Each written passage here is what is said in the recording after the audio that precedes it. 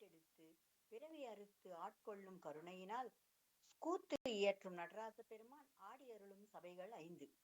அவை திரு ஆலங்காடு ரத்தின சபை, சிதம்பரம் எனப்படும் தில்லை பொற்சபை, மதுரை எனப்படும் ஆலவாய் வெள்ளி சபை, திருநெல்வேலியில் அகப்பட்டு மேல. திருச்சிற்றம்பலம். உயிர்களாகிய நாம் அனைவரும் மறுபடி பிறந்து இறந்து பிறவிச் சுழற்சியில் அகப்பட்டு மீள இயலாமல் கிடக்கும் அவல நிலையில் இருந்து மீட்டெடுத்து பிறவி அறுத்து ஆட்கொள்ளும் கருணையினால் கூத்து இயற்றும் நடராச பெருமான் ஆடியருளும் சபைகள் 5. அவை திரு ஆலங்காடு ரத்தின சபை, சிதம்பரம் எனப்படும் தில்லை பொற்சபை, மதுரை எனப்படும் ஆலவாய் வெள்ளி சபை, திருநெல்வேலி தாமிர சபை, திருக்குற்றாலம் சித்திர சபை என்பனவாகும். இவற்றுள் ஆலவாயில் ஆடியருளும் வெள்ளி சபையின் வரலாறு குறித்த ஒரு சிறு முன்னுரை. மதுரையம்பதியில் சிவபெருமான் சொக்கநாதராக எழுந்தருளி மீனாட்சி அம்மையை திருமணம் செய்த நன்னாளில் தேவர்கள், முனிவர்கள், சித்தர்கள் என அகில லோகத்தினரும் மதுரையம்பதியில் குழுமியிருந்தனர். திருமணம் நிறைவு பெற்றதும் அமுது செய்ய அனைவரையும் அழைத்தனர். அவ்வமயம் தில்லையில் நாள்தோறும் பெருமானின் திருக்கூத்தினை தரிசித்த பின்னரே அமுது செய்யும் வழக்கமுடைய பதஞ்சலி முனிவரும் வியாக்கிரபாத முனிவரும் இறைவரிடம் மதுரையம்பதியிலும் திருக்கூத்து தரிசனம் காட்டியருள வேண்டியதன் பேரில் வெள்ளி அம்பலத்தில் தில்லை திருக்கூத்தினை முதலில் ஆடியருளினார் சிவபெருமான். முனிவர்களின் இறைஞ்சுதலுக்கு இறங்கி அனைத்து உயிர்களும் முய்யும் பொருட்டு அன்று முதல் திருக்கூத்து காட்டி அருளி வருகிறார் கூத்தப்பெருமான். சொக்கநாதரும் மீனாட்சி அம்மையும் மதுரையம்பதியில் அரசு கட்டிலில் அமர்ந்து பல காலம் அரசாட்சி செய்தனர். பின் வழித்தோன்றல்களாக பாண்டிய மன்னர்கள் ஆண்டனர்.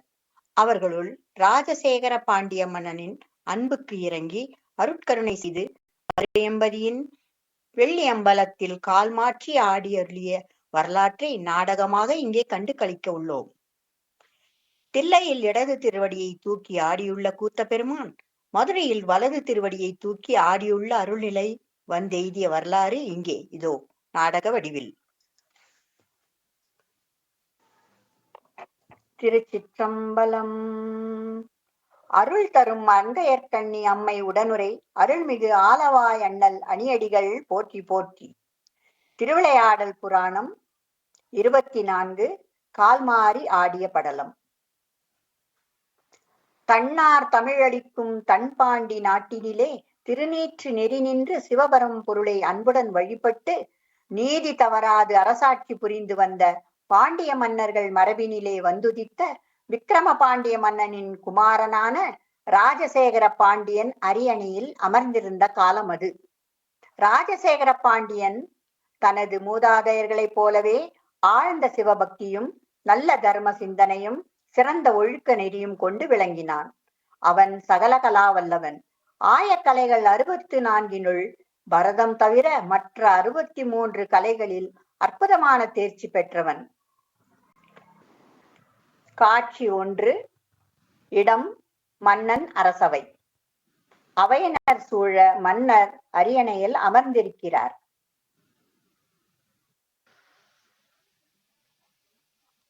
அமைச்சரே, நம் நாட்டில் குடிகள் நலமாக உள்ளனரா? எவருக்கேனும் இன்னல்கள் எவையேனும் உளவோ?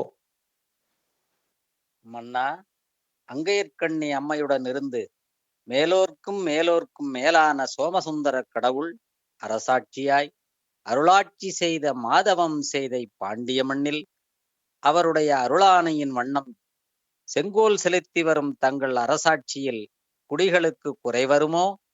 இன்னல்தான் இடையிடுமோ? பாண்டிய நாட்டில் எங்கும் சிவ வழிபாடு சிறந்துள்ளது. திருநீற்று நெறி ஓங்கியுள்ளது. ஆயகலைகள் 64 எழுச்சி பெற்று திகழ்கின்றன. சிவபரம்பொருளை முன்னிறுத்தி அரசு செலுத்தும் தங்கள் ஆட்சியில் குடிகளுக்கு குறைவொன்றும் இல்லை கொற்றவனே. மகிழ்ச்சி. அனைத்தும் கூடல் இலங்கு குருமணியின் அருட்கொடை. அரசே, ஒரு ஐயம். தாங்கள் அனுமதி அளித்தால் வினவுகிறேன். புலவரே, வினவுங்கள். தங்கள் ஐயம்தான் என்ன? வேந்தே, கலைகளில் பெருவிருப்பம் கொண்ட தாங்கள் ஆயக்கலைகள் 64இல் பரதக்கலையை மட்டும் கற்றுக்கொள்ளாமைக்குக் காரணம் என்ன என்பதே எனது ஐயம். ஓ, அதுவா உமது ஐயம்? 63 கலைகளையும் கற்றிருந்தாலும் நடனக்கலை ஒன்று தில்லையம்பலக்கூத்தனான சிவபெருமான் ஆடும் ஆனந்தக் கூத்து ஆன்மாக்களின் பொருட்டு ஆடப்படுவது. அவன் ஆடுவதால்தான் அகில லோகங்களும் இயங்குகின்றன. பராகாசத்திலே ஆடுகின்ற அந்த பெருமானுடைய பெருங்கூத்தினை சிறியனாகிய யான் எவ்வாறு ஆடுவது தகும்? அதனால்தான் மற்ற எல்லா கலைகளையும் கற்றிருந்தாலும் நடனக்கலை எம்பெருமானையே நினைவூட்டுவதால் அதனை பெருமானே ஆடுகின்ற ஆட்டத்தையே கண்டு திளைக்கின்ற நிலையில் இருந்து நான் ஆடுவதை தவிர்த்து வருகிறேன். மதுரை ஆளும் மன்னவனே, தாங்கள் சிவபரம் பொருளின் மேல் கொண்டுள்ள பத்தியையும் அன்பையும் கண்ணுறுகையில் வியப்பு மேலிடுகிறது. வாழ்க உமது கொற்றம், உயர்க உமது செங்கோல்.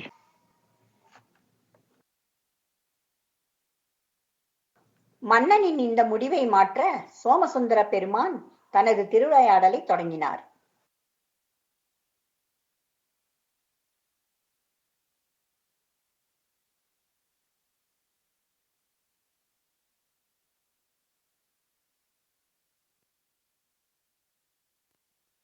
காட்சி 2. இடம் பாண்டிய மன்னன் அவை.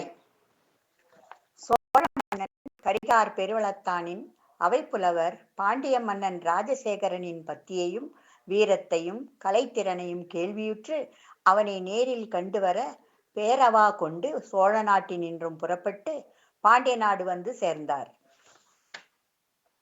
அரசே, வாழ்க நீவீர் பல்லாண்டு. காவிரி வளங்கொழிக்கும் சோழ நாட்டை ஆண்டு வரும் கரிகாலப் பெருவளத்தான் அவைப்புலவன் யான். நம் அன்னை தமிழுக்கு பெருமை சேர்க்கும் பெரும்புலவரே, வருக வருக. தங்கள் வரவால் இப்பாண்டி நாடு பெருமை பெற்றது. அமருங்கள் புலவர் பெருமானே. பாண்டிய மன்னா, தங்கள் கலைத்திறன் குறித்துக் கேள்வியுற்று தங்களை நேரில் கண்டு அளவளாவும் பெருவிருப்பு கொண்டு வந்தேன்.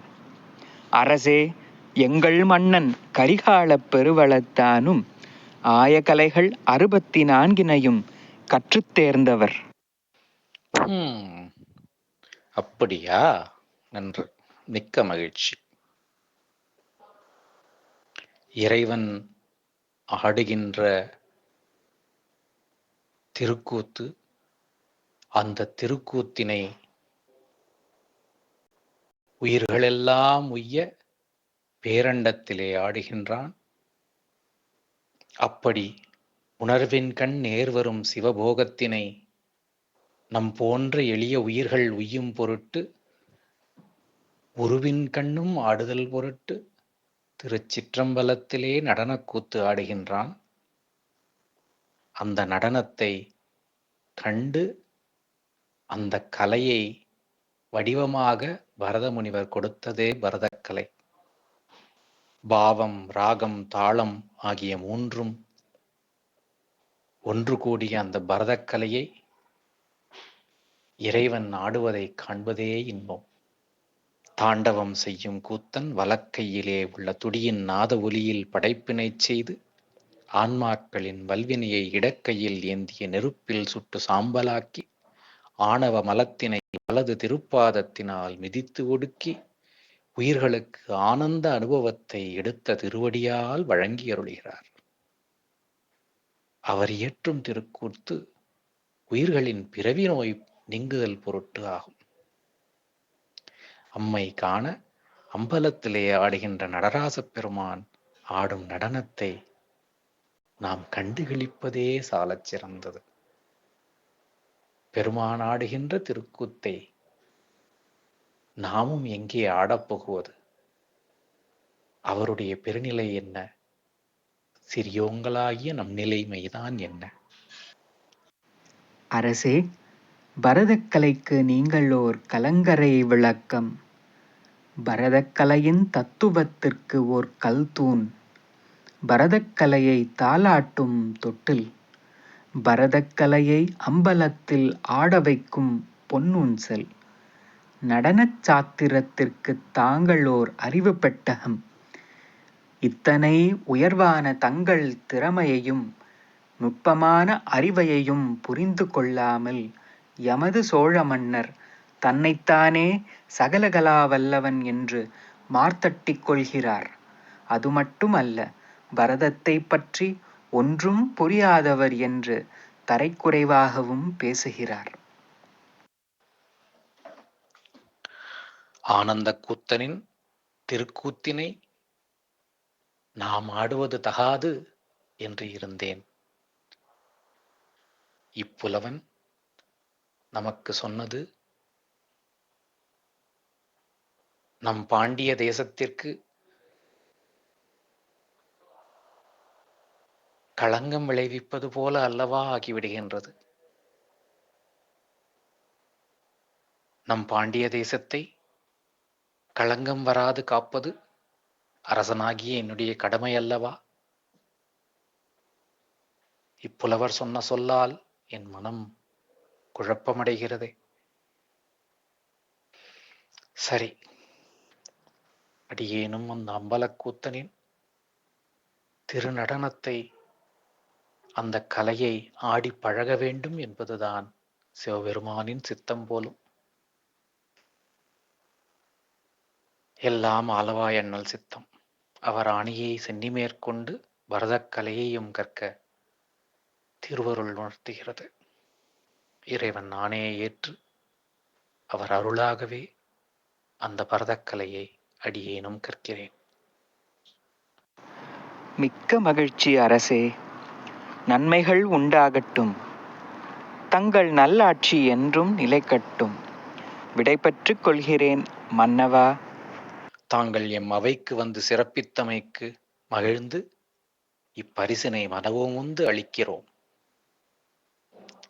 புலவர் பெருமானே, ஏற்றருள்க. காட்சி 3. மதுரை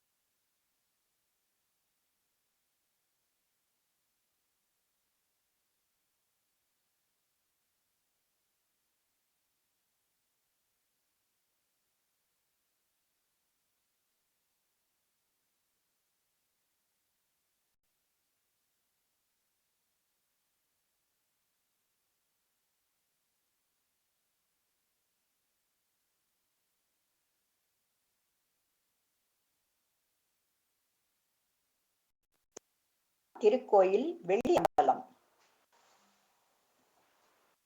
மதுரை வெள்ளியம்பலத்தில் கூத்தியற்றும் நடராசப் பெருமானே, நீ ஆட்டி வைத்தால் ஆடாதவர் யாரோ? நீ என்னை ஆட வைத்துப் பார்க்கத்தான் திருவுளம் கொண்டாயோ? அருமறை நாயகா, ஆனந்த நடன ரூபா, அடியேனும் பரதம் கற்கப் போகிறேன். தேவரீர் அருள் புரிவீராக. ராஜசேகரா, பரதம் கற்கப் போகும் உமக்கு எமது பேரருளை தந்தோம். மங்களம் உண்டாகட்டும். காட்சி 4.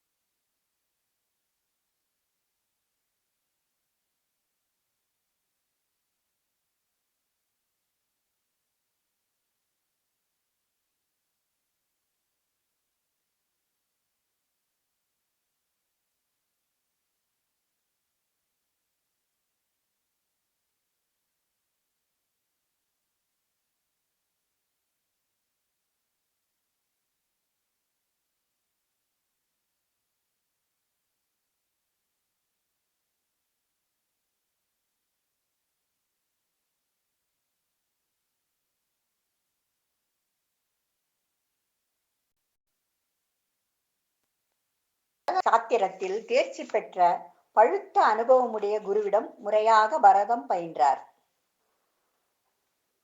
மன்னா, ஆய கலைகள் 64ல் பரதக்கலையை மட்டும் கற்காமல் இருந்த தங்கள் மனத்தில் பெரும் மாற்றத்தை அருளிய சொக்கநாதரை வணங்கி துதிக்கின்றேன். இதற்கு கருவியாக கரிகார் சோழனின் அவைப்புலவர் தெரிந்தெடுக்கப்பட்டிருப்பதை உணரும்போது என் மேனியெல்லாம் சிலிர்க்கிறது. என்னே எம்பெருமான் திருக்கருணை. மிக்க நன்றி ஆசிரியரே. மங்களம் உண்டாகட்டும் மன்னா.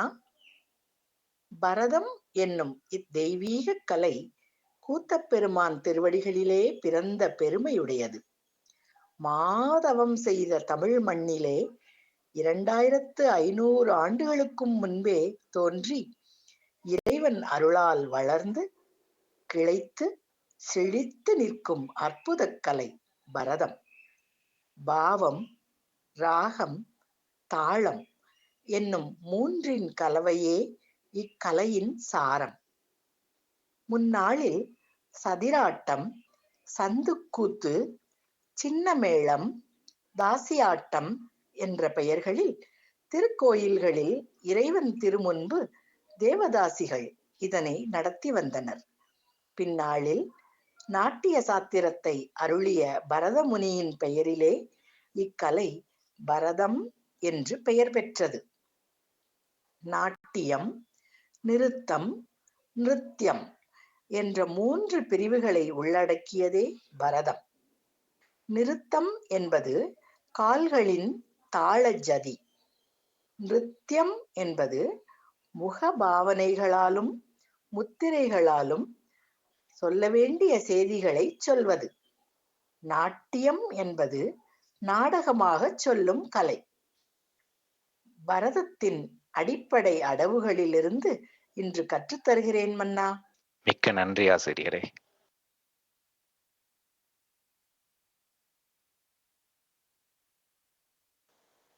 நாட்டடவு தளங் குத்தக்க திக்கு தக்க திங்கிண்ண தொம் தெய்யும் தக் தக் தெய்யும் தா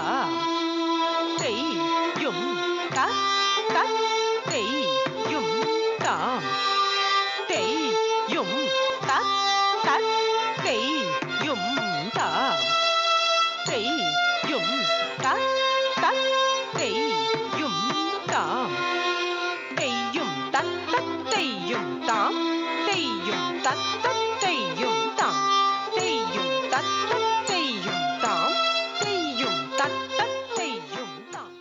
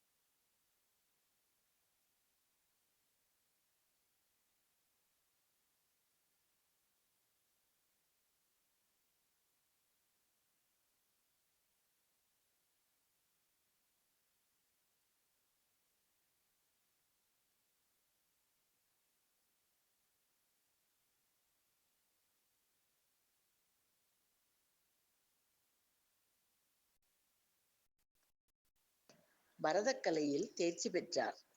பரதத்தின் மிக நுட்பமான விதிமுறைகளையும் திறம்பட கற்றார். சில நாட்கள் சென்றபின், நடராச பெருமானே, தங்கள் திருவருளால் பரதக்கலையும் கைவரப் பெற்றேன். தங்கள் திருவடிகளுக்கே அதனை காணிக்கையாக்குகிறேன். ஏற்றருள்வீராக.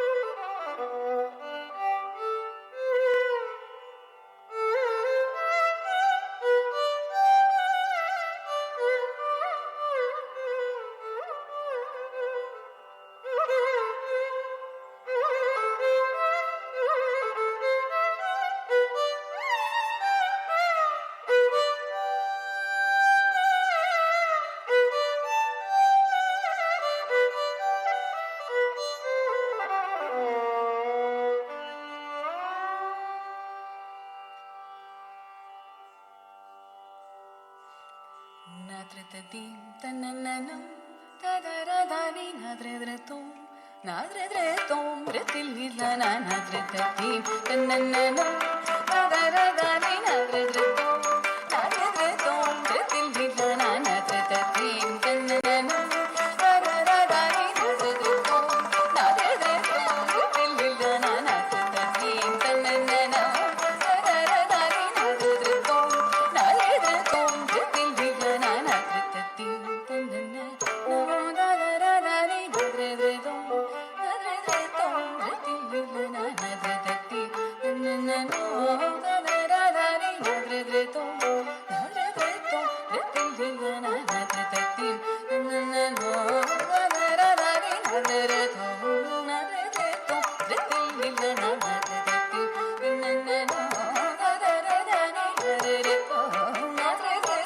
retililana nadredadim tananam tadaradani nadredretum nadredretum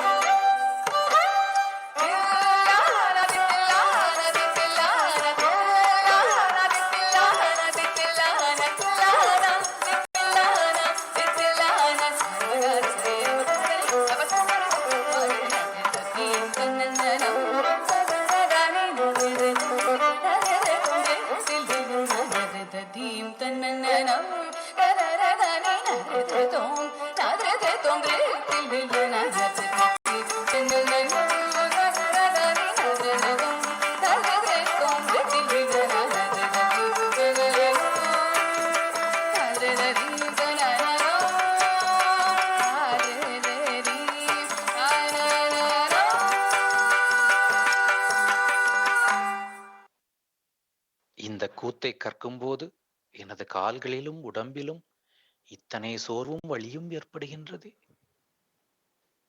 எம்பெருமான் உயிர்கள் உய்யும் பொருட்டு அன்றும் இன்றும் என்றும் குத்தியற்றிக் கொண்டிருக்கின்றானே. இந்த அம்பலக்கூத்தனின் பொற்பாத கமலங்களுக்கும் எத்தனை வலியும் வேதனையும் ஏற்படும். பத்தனாய் பாட மாட்டேன் பரமனே பரமயோகி ஏத்தினார் பத்தி செய்கேன் என்னை நீ இகழ வேண்டா. மூத்தனே முதல்வா தில்லை அம்பலத்தாடுகின்ற அத்தா உன்னாடல் காண்பான் அடியனேன் வந்தவாறே. சிந்தையை திகைப்பியாதே செறிவுடை அடிமை செய்ய எந்தை நீ அருளிச் செய்யாய். யாது நான் செய்வதென்னே சிந்தியார் வேள்வி போவா தில்லை சிற்றம்பலத்தே அந்தியும் பகலும் மாட அடியினை அலசுங் கொல்லோ.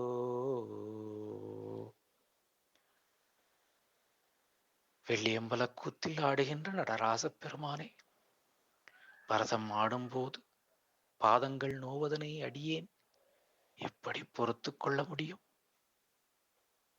தேவரீர் தூக்கி ஆடிக்கொண்டிருக்கும் பாதத்தை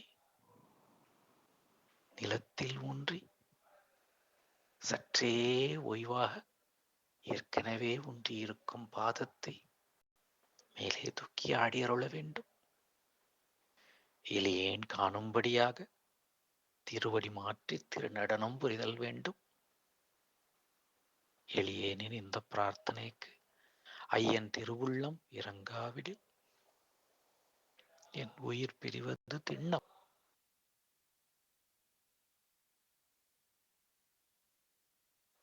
இறைவா, இனியும் என் உயிர் தரியாது.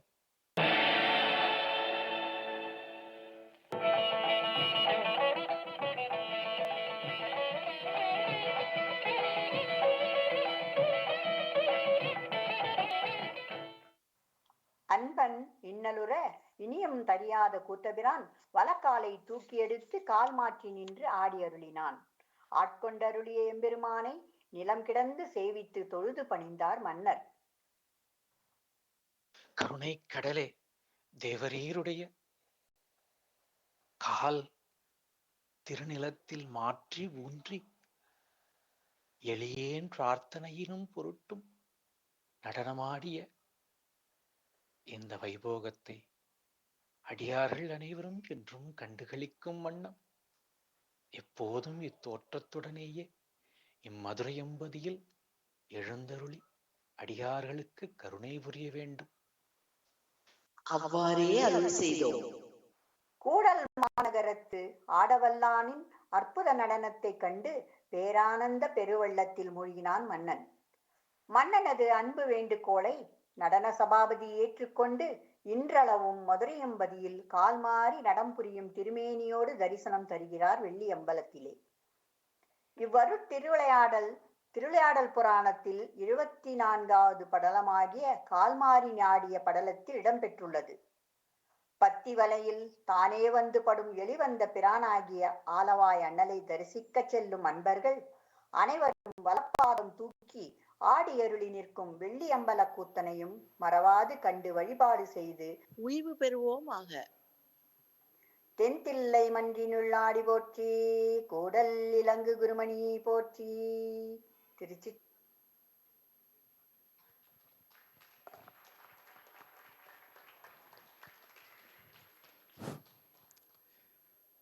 हर नमः पार्वती पतये हर हर महादेव.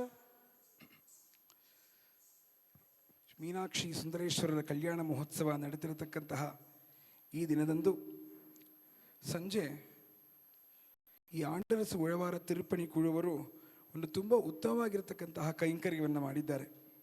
ಅದು ಏನು ಅಂತ ಹೇಳಿದ್ರೆ, ಆ ಸ್ವಾಮಿ ಮಧುರೈ ಕ್ಷೇತ್ರದಲ್ಲಿ ಮಾಡಿದಂತಹ 64 ಲೀಲೆಗಳಲ್ಲಿ ಒಂದು ಲೀಲೆಯನ್ನು ಇಲ್ಲಿ ನಾಟಕದ ಮುಖಾಂತರ ನಮಗೆ ಅಭಿನಯಿಸಿ ತೋರಿಸಿದ್ದಾರೆ. ಈ ಲೀಲೆಯಲ್ಲಿರತಕ್ಕಂಥ ಮುಖ್ಯವಾದಂಥದ್ದನ್ನು ಮಾತ್ರ ನಾನು ಹೇಳ್ತೀನಿ. ಆ ರಾಜನಿಗೆ ನಾಟ್ಯಕಲೆ ಬರಬೇಕು, ಆ ರಾಜ ನಾಟ್ಯದಲ್ಲಿ ಪರಿಣಿತಿಯನ್ನು ಪಡಿಬೇಕು ಎಂಬತಕ್ಕಂತಹ ಭಾವನೆಯೊಂದಿಗೆ ಭಗವಂತ ಒಂದು ಚಿಕ್ಕ ನಾಟಕವನ್ನು ಮಾಡಿದ. ನಾವಿಂದಿಗೂ ಹೋಗಿ ನೋಡ್ಬೋದು, ಮಧುರೈ ಕ್ಷೇತ್ರದಲ್ಲಿ ರಜತ ಸಭಾ ಅಂದರೆ ಸಭೆಯೇ ಬೆಳ್ಳಿಯಿಂದ ಇರುತ್ತೆ. ಬೆಳ್ಳಿಯಿಂದ ಮಾಡಲ್ಪಟ್ಟಂತಹ ಸಭೆಯಲ್ಲಿ ನಟರಾಜ ಸ್ವಾಮಿ ಅವ ಶ್ರೀ ಚಿದಂಬರ ಕ್ಷೇತ್ರದಲ್ಲಿ ಇರತಕ್ಕಂಥ ರೀತಿಯಲ್ಲಿ ಇರೋದಿಲ್ಲ. ಆ ಕ್ಷೇತ್ರದಲ್ಲಿ ಅವ ತನ್ನ ಬಲಕಾಲನ್ನು ಎತ್ತಿ ಆಡ್ತಾ ಇರ್ತಾನೆ. ಈ ರಾಜ ಆ ಒಂದು ನಟರಾಜ ಸ್ವಾಮಿ ಹತ್ರ ಹೋಗಿ, ಅಂದರೆ ಮೊಟ್ಟ ಮೊದಲು ಆ ನಟರಾಜ ಸ್ವಾಮಿ ಅವರ ಎಡಕಾಲನ್ನೇ ಎತ್ತಿ ಆಡ್ತಾಯಿದ್ರು. ಇಲ್ಲಿ ನೀವು ನೋಡ್ತಿರಲ್ಲ ಆ ಸ್ವಾಮಿಯ ಮೂರ್ತಿಯಲ್ಲಿ ನಿಮಗೆ ಗೊತ್ತಾಗುತ್ತೆ, ಸ್ವಾಮಿ ತಮ್ಮ ಎಡಕಾಲನ್ನೇ ಎತ್ತಿ ಆಡ್ತಾ ಇದ್ದಾರೆ, ಎಡಕೈಯಿಂದ ಎಡಕಾಲನ್ನು ತೋರಿಸ್ತಾ ಇದ್ದಾರೆ. ಎಡಕೈಯಿಂದ ಎಡಕಾಲನ್ನು ಯಾತಕ್ಕಾಗಿ ತೋರಿಸ್ತಾ ಇದ್ದಾರೆ ಅಂತ ಹೇಳಿದ್ರೆ, ಇದು ನನ್ನ ಪಾದ, ನೀವು ಇದಕ್ಕೆ ಶರಣಾಗತಿ ಮಾಡಿ, ನಾನು ಸದಾಕಾಲ ನಿಮಗೆ ಅಭಯ ಕೊಡೋದಕ್ಕಾಗಿ ಇದ್ದೀನಿ ಅನ್ನೋದು ಇದು ಅದರ ಅರ್ಥ. ಈ ಸೃಷ್ಟಿಗೆ ಮೂಲ ಶಬ್ದ, ಶಬ್ದದಿಂದಲೇ ಎಲ್ಲವೂ ಹುಟ್ಟಿತು ಅಂತ ಹೇಳಿ, ಆ ಶಬ್ದಕ್ಕೆ ಮೂಲವಾಗಿರತಕ್ಕಂತಹ ಡಮರುವನ್ನು ತಮ್ಮ ಕೈಯಲ್ಲಿ ಧರಿಸಿದ್ದಾರೆ. ಆ ಒಂದು ಡಮರುವಿನಿಂದ ಬಂದಂತಹ ಸೂತ್ರಗಳೇ ಮಾಹೇಶ್ವರ ಸೂತ್ರಾಣಿ ಅಂತ ಹೇಳಿ ಸಂಸ್ಕೃತದ ವ್ಯಾಕರಣಕ್ಕೆ ಮೂಲವಾಯಿತು. ಅಂತಹ ನಟರಾಜ ಸ್ವಾಮಿ ಅವರು ಅಂದರೆ ಅವ್ರು ಡಮರುವನ್ನು 14 ಬಾರಿ ನುಡಿಸಿದ್ರಂತೆ. ನೃತ್ತಾವಸಾನೆ ನಟರಾಜರಾಜೋ ನನಾದ ಢಕ್ಕ ನವಪಂಚವಾರಂ ಉದ್ಧರ್ತು ಕಾಮಃ ಸನಕಾರಿ ಸಿದ್ಧಾನ್ ಏತದ್ವಿಮರ್ಶೆ ಶಿವಸೂತ್ರ ಜಾಲಂ ಅಂತೇಳಿ 14 ಬಾರಿ ನುಡಿಸಿದಾಗ ಅವಾಗ 14 ಶಬ್ದಗಳು ಪಾಣಿನಿ ಮಹರ್ಷಿಗೆ ಸೂತ್ರಗಳಾಗಿ ಕೇಳಿಸ್ತು. ಐ ಉಣೆ ರಿಲಕ್ಕೆ ಏ ಓಂ ಐಯೋಚ್ ಹಯ ಬರಟೆ ಲಣೆ ನ್ಯಮಂಗಣನಂ ಜಭೈ ಘಡದಶ್ ಜಬಗಡದಶ್ ಕಪ ಚಟ ಚಟತವು ಕಪೈ ಶಶಸರ್ ಹಲ್ ಅಂತೇಳಿ 14 ಶಬ್ದಗಳಾಗಿ ಹೊರಬಂದವು. ಆ 14 ಶಬ್ದಗಳನ್ನು ಇಟ್ಟು 4000 ಸೂತ್ರಗಳನ್ನು ಮಾಡಿದ್ರು. ಆ 4000 ಸೂತ್ರಗಳು ಈ ಪಾಣಿನಿ ಮಹರ್ಷಿ ಅಷ್ಟಾಧ್ಯಾಯಿ ಎಂಬತಕ್ಕಂಥ ಗ್ರಂಥದಲ್ಲಿ ನಾವು ನೋಡ್ಬೋದು. ಇದೇ ಸಂಸ್ಕೃತ ವ್ಯಾಕರಣಕ್ಕೆ ಮೂಲ. ಆ ಕಾರಣ ವೇದಕ್ಕೂ ನಾದಕ್ಕೂ ಮೂಲವಾಗಿರತಕ್ಕಂತಹ ಪರಮೇಶ್ವರ ಸಂಸ್ಕೃತದ ವ್ಯಾಕರಣಕ್ಕೂ ಕೂಡ ಮೂಲವಾಗಿರತಕ್ಕಂಥ ಮಾಹೇಶ್ವರ ಸೂತ್ರಾಣಿಯನ್ನು ಕೊಟ್ಟಂತವ. ಅವ ಸದಾಕಾಲ ತನ್ನ ಎಡಕಾಲನ್ನೇ ಎತ್ತಿ ಆಡ್ತಾನೆ. ನೀವು ಚಿದಂಬರ ಕ್ಷೇತ್ರದಲ್ಲಿ ಹೋಗಿ ನೋಡ್ಬೋದು ಭಗವಂತನನ್ನು. ಸಾಧಾರಣವಾಗಿ ಎಲ್ಲ ಕಡೆ ನಟರಾಜ ಸ್ವಾಮಿ ಹೀಗೆ ಇರ್ತಾರೆ. ಆದರೆ ಈ ರಾಜ ಹೋಗಿ ಪ್ರಾರ್ಥನೆ ಮಾಡ್ತಾನೆ, ನೀನು ನನಗೆ ಒಂದು ನಾಟ್ಯಕಲೆಯನ್ನು ಕೊಟ್ಟೆ, ಆದರೆ ನೀನು ಸದಾಕಾಲ ನಿನ್ನ ಎಡಕಾಲನ್ನೇ ಎತ್ತಿ ಆಡ್ತಾ ಇದೆಯಾ, ನಿನಗೆ ಒಂದು ಸ್ವಲ್ಪವೂ ವೇದನೆ ಆಗೋದಿಲ್ವೇ ಅಂತ ಹೇಳಿ. ಅವ ತುಂಬ ಭಕ್ತಿ ಶ್ರದ್ಧೆಯೊಂದಿಗೆ ಕೇಳಿದ್ದಕ್ಕಾಗಿ ಆ ಮಧುರೈ ಕ್ಷೇತ್ರದಲ್ಲಿ ಕಲ್ಲಿನ ಮೂರ್ತಿಗೆಲ್ಲ ನಟರಾಜ ಇರ್ತಾನೆ. ಇದೇ ಆ ನಟರಾಜ. ಈ ಸ್ವಾಮಿ ಕಲ್ಲಿನ ಮೂರ್ತಿ. ಈ ಒಂದು ಮೂರ್ತಿಗೆ ರಜತ ಕವಚವನ್ನು ಹಾಕಿದ್ದಾರೆ, ಅಲ್ಲಿ ನೀವು ಹೋಗಿ ನೋಡ್ಬೋದು. ಈ ಒಂದು ಕಲ್ಲಿನ ಮೂರ್ತಿಗಳಿರ್ತಕ್ಕಂಥ ಭಗವಂತ ಅವ ತನ್ನ ಎಡಕಾಲನ್ನು ಕೆಳಗಡೆ ಇಟ್ಟು ಆ ಕ್ಷೇತ್ರದಲ್ಲಿ ತನ್ನ ಬಲಕಾಲನೇ ಎತ್ತಿ ಆಡ್ತಾ ಇದ್ದಾನೆ. ಆ ಒಂದು ದಿವ್ಯವಾದಂತಹ ಲೀಲೆ 64 ಲೀಲೆಗಳಲ್ಲಿ ಒಂದು ಲೀಲೆ ಮಧುರೈ ಕ್ಷೇತ್ರದಲ್ಲಿ ಮಾಡಿತ್ತು. ಆ ಕಾರಣ ಇವತ್ತು ಈ ನಾಟಕಕ್ಕೆ ಶೀರ್ಷಿಕೆ ರಜತ ಸಭಾಪತಿ ಮಹಿಮಾ ಅಂತ ಹೇಳಿ ಕೊಟ್ಟಿದ್ದು. 5 ಸಭೆಗಳಿವೆ. ಒಂದು ಸುವರ್ಣ ಸಭಾ, ಇನ್ನೊಂದು ರಜತ ಸಭಾ, ಇನ್ನೊಂದು ಚಿತ್ರ ಸಭಾ, ಇನ್ನೊಂದು ರತ್ನ ಸಭಾ, ಇನ್ನೊಂದು ತಾಮ್ರ ಸಭಾ ಅಂತ ಹೇಳಿ ಒಂದೊಂದು ಕ್ಷೇತ್ರದಲ್ಲಿದೆ. ಅದರಲ್ಲಿ ರಜತ ಸಭೆ ಇರೋದು ಮಧುರೈ ಕ್ಷೇತ್ರದಲ್ಲಿ. ಅಂತಹ ಮಧುರೈ ಕ್ಷೇತ್ರದಲ್ಲಿ ಭಗವಂತ ಇಂತಹ ಲೀಲೆಯನ್ನು ಮಾಡಿದ. ಇಂದು ಆ ಒಂದು ಮಧುರೆಯಲ್ಲೇ ರಾರಾಜಮಾನವಾಗಿರತಕ್ಕಂತಹ ಸೋಮಸುಂದರೇಶ್ವರ ಸಹಿತವಾಗಿರತಕ್ಕಂತಹ ಮೀನಾಕ್ಷಿಗೆ ಇಂದು ಬೆಳಗ್ಗೆಯಲ್ಲಿ ಕಲ್ಯಾಣೋತ್ಸವ ತುಂಬ ವಿಜೃಂಭಣೆಯನ್ನು ನಡೀತು. 1000 ಜನ ಇಲ್ಲಿ ಸೇರಿದರು ಬೆಳಗ್ಗೆ. ಇಂದು ಸಂಜೆ ಒಂದು ಆರತಕ್ಷತೆಯಂತೆ ಈ ಒಂದು ನಾಟಕ.